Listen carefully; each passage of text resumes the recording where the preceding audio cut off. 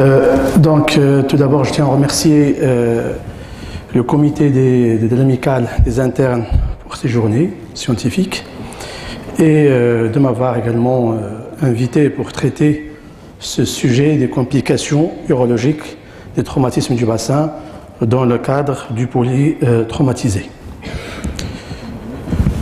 Donc les complications urologiques des fractures du bassin, si on les compare avec les fractures du membre, par exemple, sont des complications rares. Les étiologies, en général, sont des AVP avec des chocs qui sont généralement violents et sévères. Les piétons et les motocyclistes sont les plus touchés en général et l'explication de ces lésions et ces complications lors des fractures du bassin sont dues à des rapports étroits entre le bas appareil urinaire et le cadre osseux du bassin. Le diagnostic généralement est aisé, il est évoqué systématiquement devant un traumatisme du bassin avec urétroragie ou hématome périnéal ou rétention aiguë des urines. La gravité de ces lésions est due au fait qu'ils peuvent compromettre la miction, la vie sexuelle du sujet, et autant plus qu'il intéresse le sujet jeune. Et donc, là également, on trouve que ces traumatismes entraînent des handicaps sociaux très importants. Je passe au chapitre de rappel anatomique.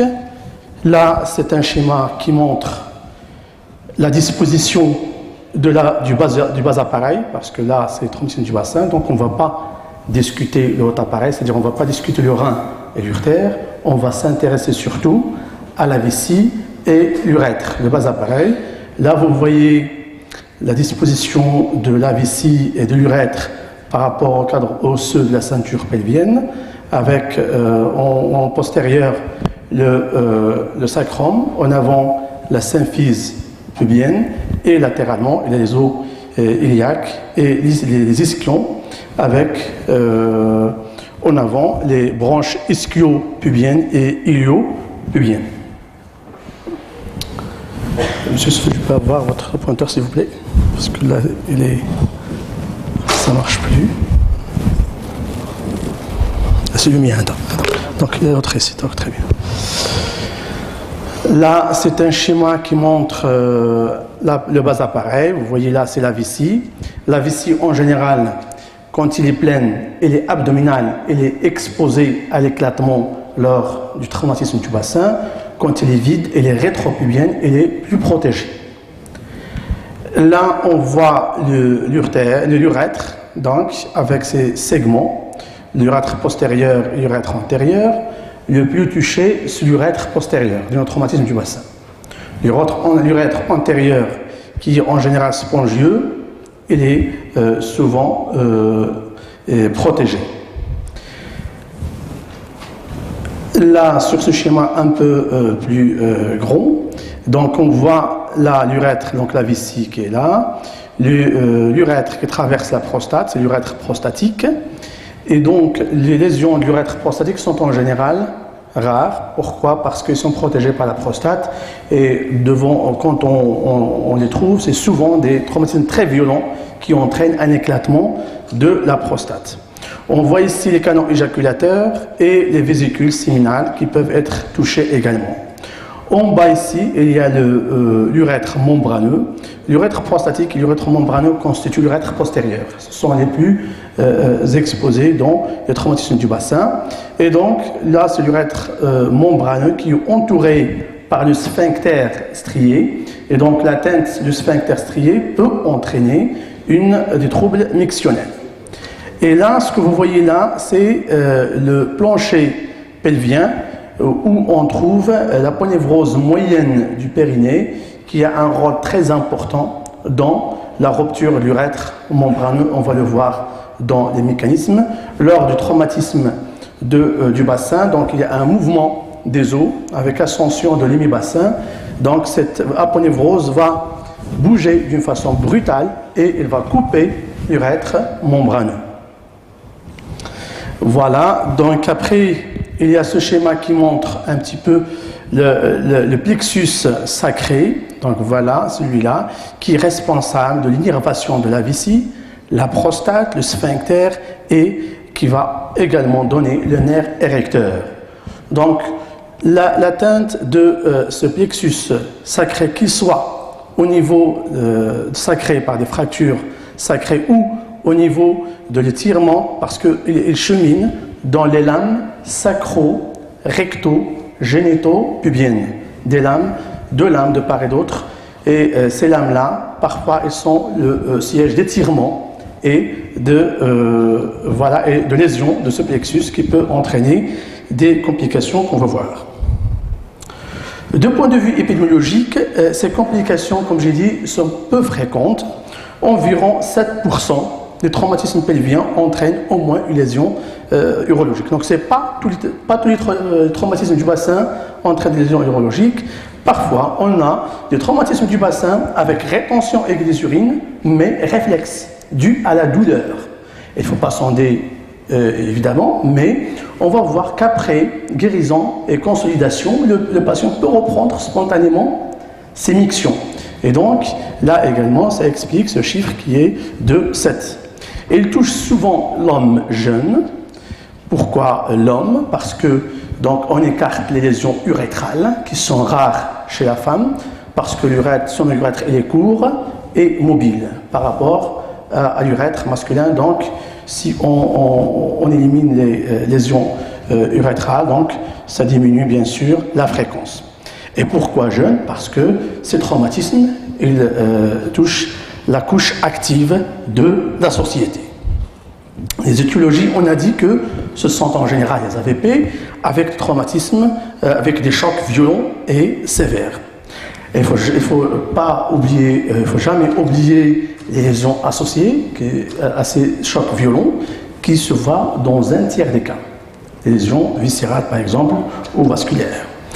Et on a également constaté que la mortalité, si on compare les patients traumatisés du bassin, ceux qui présentent les complications urologiques ont une mortalité plus importante.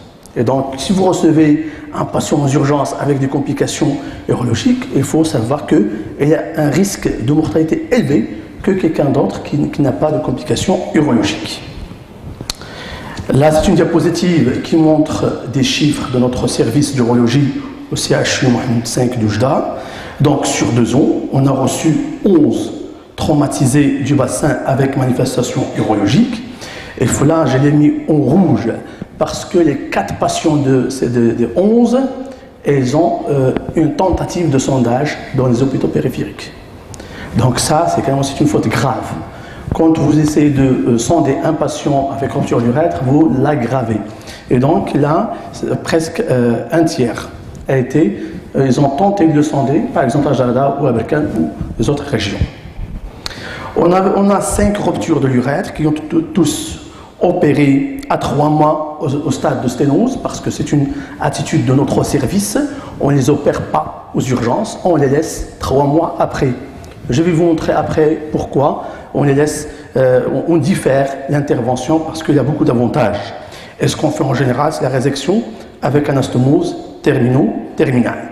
On a 2 ruptures vésicales. Une a été opérée avec suture vésicale, une autre, on a traité par simple sondage jusqu'à fermeture spontanée de la vessie.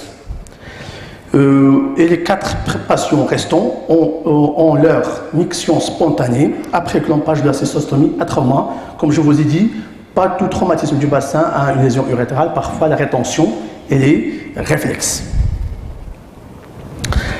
Là, c'est une diapositive qui montre la classification la plus utilisée par les traumatologues. C'est la classification internationale de Tile modifiée. Et là, je crois que M. Akobi n'est pas là. Donc je crois que c'est la plus utilisée chez eux dans les classifications de traumatisme du bassin. On a constaté que le type B et C sont des fractures instables qui donnent plus les fractures du bassin, les complications urologiques. Bien, donc les complications urologiques sont fréquentes. Je ne vais pas citer tout parce que je vais essayer de respecter le temps. Et donc, je vais traiter la rupture de l'urètre postérieur qui est la plus fréquente et la rupture de la vessie. Le mécanisme de la rupture de l'urètre postérieur, il peut être direct ou indirect. Souvent, c'est une rotation externe et ascension de l'aile iliaque, comme vous voyez sur la radio, ascension de l'hémibassin avec disjonction pubienne. Tout ça va entraîner la rupture de l'urètre membraneux par 4 mécanismes. Il y a l'effet guillotine par le bord tranchant de ligament transverse, et il y a la déchirure par les mouvements de la ponévrose moyenne du périnée que j'ai cité tout à l'heure. Il y a l'étirement par ascension de bloc prostato-vésical et il y a l'embrochage par une ischie osseuse, comme vous voyez ici. Donc il y a des fragments osseux qui peuvent pénétrer dans l'urètre et rompre. Les lésions possibles sont les contusions, les ruptures partielles et les ruptures totales. Là, c'est une classification utilisée par les urologues pour classer ces ruptures urétrales. Donc, il peut aller d'un simple étirement jusqu'à une rupture totale avec rupture vésicale associée. Donc, il est de type 1 jusqu'à type 5. Le diagnostic est facile et doit être évoqué devant ces signes fonctionnels que j'ai cité tout à l'heure. Urétroragie, c'est un saignement spontané de l'urètre en dehors de la miction.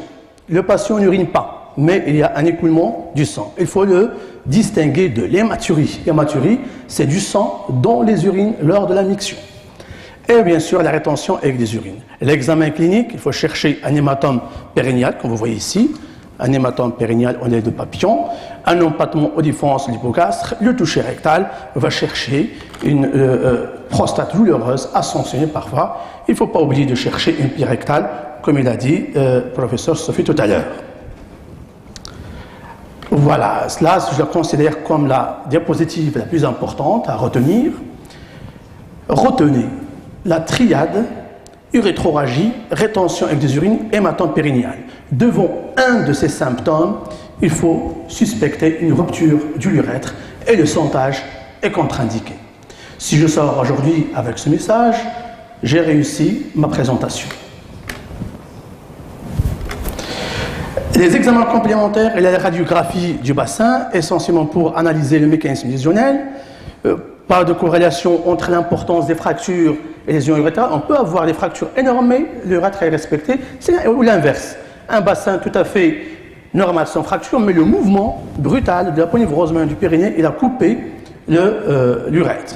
Il faut bien sûr rechercher les corps étrangers, l'échographie et pour chercher un épanchement intrapéritonéal. L'URO-TDM analyse mieux les lésions osseuses, mais surtout, il va chercher les lésions associées, l'atteinte du haut appareil, une rupture vésicale, il va faire un cliché mictionnel pour vérifier l'intégrité de la vessie et rechercher une rupture urétrale, comme on voit ici. Donc la vessie, elle est les contours sont bien réguliers et l'urètre est perméable. L'UCG est l'examen de référence qui va analyser l'urètre, et donc on peut faire par voie rétrograde ou par opacification, et la réalisation est de préférence à distance de traumatisme. On ne le fait pas en urgence. En urgence, on fait la cystostomie. Donc, on va le faire après. Et donc, il va peut montrer un arrêt de progression, comme ici. Là. Vous voyez, donc, il a un arrêt de progression. Parfois, il peut montrer une extravasation de contraste aux ruptures vésicales, aux sténoses du l'urètre, si il est fait à distance, à 3 mois, par exemple, de traumatisme. L'IRM, c'est quand on a un doute sur la distance entre les deux extrémités et le degré de décalage. Le bilan aérodynamique, c'est quand on suspecte l'atteinte sphinctérienne. Et l'urétroscopie, quand on veut faire un réalignement endoscopique, on va le voir dans le chapitre traitement. Les complications de la rupture de l'urètre, il y a la sténose inéluctable. C'est la complication la plus fréquente. Voilà, regardez ici, ça c'est une sténose partielle. Et il peut entraîner une incontinence par atteinte du sphincter, dysfonction érectile par atteinte des nerveuses ou vasculaires, par le traumatisme ou la dissection étendue du pelvis. Parfois, la dissection lors des traitements de ces sténoses de pelvis, il peut entraîner des lésions de nerfs érecteurs. Et bien sûr, l'infection par un sondage aveugle fait c'est-à-dire chez un traumatisme du bassin ou la surinfection de l'hématome. On passe au traitement. Le but de traitement, c'est d'éviter de transformer un hématome en neurohématome, éviter de transformer une rupture partielle en une rupture totale, parce que si on essaie de sonder, parfois la rupture est incomplète. Si vous essayez de sonder, vous la rendez complète. Et donc, limiter le risque infectieux, restaurer un urètre de calibre normal et préserver les fonctions de continence, d'érection et de fertilité. Donc, aux urgences, qu'est-ce qu'on fait? Donc, souvent, si le temps polytraumatisé, le traitement urologique n'est pas prioritaire, donc on va juste drainer. Le drainage, ça fait par cystostomie suspubienne ou réanimement endoscopique. Le réanimement endoscopique, il est généralement abandonné par la plupart des équipes. On fait la cystostomie suspubienne et jamais de sondage. Voilà la cystostomie, donc ponction suspubienne et un drainage par un cathéter, en général 3 mois. Réalignement, on peut le faire aux urgences. On rentre par un cystoscope rigide et par suspubien, on rentre par un cystoscope flexible. On va chercher la lumière de ce fibroscope et on va chercher donc le trajet jusqu'à mettre une sonde en place. À distance, on va traiter donc la sténose, parce que j'ai dit que la sténose elle est inéluctable. Quand on fait la cystostomie, on sait très bien que ce patient, on va l'opérer dans 3 mois. Donc les avantages, pourquoi, comme je vous ai dit tout à l'heure, pourquoi on traite à 3 mois, c'est éviter la chirurgie lourde chez un patient traumatisé instable, réduire le risque d'infection de l'hématome, éviter la mobilisation de la prostate et de l'urètre membraneux qui peut entraîner une lésion de nerf érecteur, et éviter la mobilisation des fractures du bassin. Parce que quand on opère un patient en urologie, on le met en position gynécologique, donc on risque de déplacer plus les fractures du bassin. Donc voilà le traitement, on passe aux moyens de thérapeutique de la sténose. Donc là, c'est la résection avec anastomose terminale. Donc voilà, on dissèque, on met en position gynécologique, on dissèque l'urètre donc périnéal, on cherche la sténose, on la résèque et on fait l'anastomose terminale. Voilà la sténose, on va la réséquer et on va faire l'anastomose terminale sur des berges saines. L'urotrotomie endoscopique, on peut aller faire une urotrotomie si la sténose n'est pas totale. Si elle est partielle, on peut aller faire une urotrotomie endoscopique si la sténose elle est courte. Après, quand les 3 moyennes n'arrivent pas à traiter cette sténose, on va y aller faire une érythroplastie. On va prendre un patch, soit de la muqueuse buccale. Monsieur Ayoubi, il est avec nous ici, je ne sais pas, est-ce qu'il a... quand je veux prélever, ils me disent, voilà, il faut respecter l'orifice de sténon, c'est ça? Voilà, j'essaie d'être très loin de l'orifice de sténon, comme ça j'évite les complications qui peuvent conduire le patient en ORL. Et donc voilà le sténon qui est là, et donc je prélève 4 à 5 cm, excusez-moi, 4 à 5 cm sur 3 cm, et on peut le mettre comme patch sur l'urètre ouvert. On peut prendre également la peau pénienne qu'on peut utiliser également. Ça, c'est l'urétroplastie. Voilà pour le traumatisme d'urètre. Rupture de la vessie, il y a 2 types, rupture intrapéritonéale et rupture sous-péritonéale. Intrapéritonéale, le mécanisme, c'est traumatisme à vessie pleine. Donc, essayez de ne pas conduire vessie pleine. Une fois vous avez...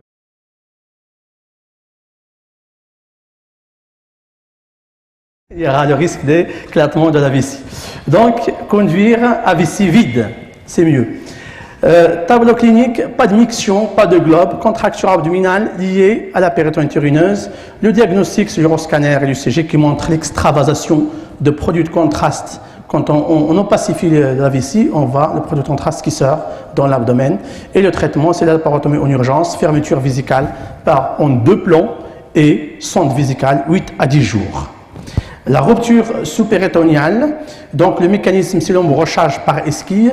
En général, pas de globe, pas de miction, mais parfois on a une hématurie et c'est surtout l'empattement hypogastrique. Donc c'est la collection en général au niveau de radius. Le diagnostic, l'UCG montre l'extravasation de produits de contraste en rétropubien. En général, on n'opère pas. On met une sonde vésicale 14 à 21 jours, mais il faut s'assurer qu'il n'y a pas de lésion urétrale associée et surveiller la température pour diagnostic éventuel sur infection. Les autres complications. Et les lésions du sphincter strié et le plexus nerveux sacré qui peut entraîner des troubles mictionnels. Et il y a les lésions des muscles ischiopubiennes, ischio et bulbo-caverneux ou l'atteinte de virumontanum et des canaux éjaculateurs qui entraînent des troubles de l'éjaculation. Il y a l'atteinte des vaisseaux honteux internes, comme je vous dis, voilà le schéma de tout à l'heure, et l'atteinte des lames sacro-recto-génito-pubiennes qui peuvent entraîner une dysfonction érectile. Nous, quand on reçoit les patients pour les opérer pour les séances d'urètre, on leur demande l'état d'érection. Est-ce que l'érection elle est due au traumatisme? Comme ça, on évite que le patient croit qu'on a créé la dysfonction érectile. Il faut évaluer avant. En conclusion, les lésions urologiques surviennent habituellement dans un tableau de polytraumatisme et ces complications doivent être diagnostiquées par une étude systématique dans la prise en charge du polytraumatisé. Les lésions urétrales et vésicales surviennent habituellement dans le traumatisme grave du bassin et il ne faut pas se concentrer sur l'appareil urinaire, oublier les lésions associées, qu'elles soient osseuses ou viscérales. Ça, c'est le premier message. Et le deuxième message, devant tout traumatiser avec urétroragie ou rétention aiguë des urines ou hématome périnéal, il est contre-indiqué de le sonder. Il faut appeler l'urologue. Allô, l'urologue, pour mettre un cathéter suspibien. Merci pour votre attention.